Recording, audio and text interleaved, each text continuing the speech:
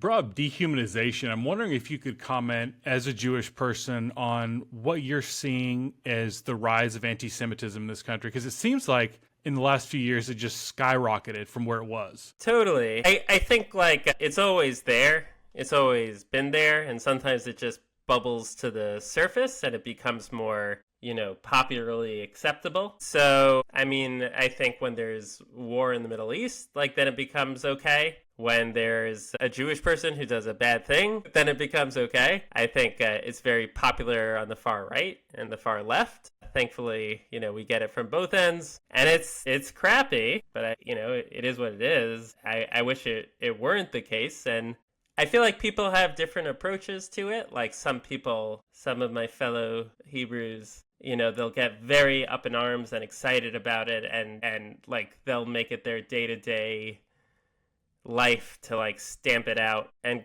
good for them. Really, you need that. Though I sometimes think that just makes me, it just makes me upset. And, so there are times where I do speak about it, but I try not to focus on it so much, just to preserve my own well-being. There was this like awful anti-Semitic episode where in Is It DBT, the international DBT, I don't know if you heard it, by like Dr. Natalie Edmond, like just did this awful, like took her DBT talk to just be about how terrible Jews are, but they use Zionists because that's okay. Yeah.